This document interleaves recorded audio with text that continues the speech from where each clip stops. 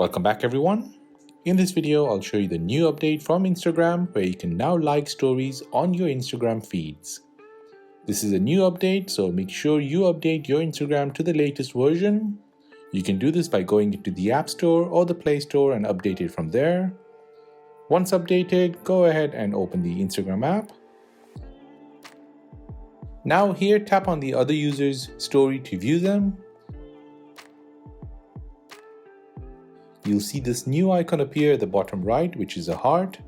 When you press a heart, this will like the story which you're viewing. It will send a notification to the person who owns the story that you have liked it.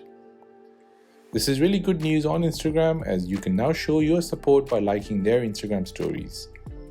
And that is it. That is how to like stories on your Instagram story feed.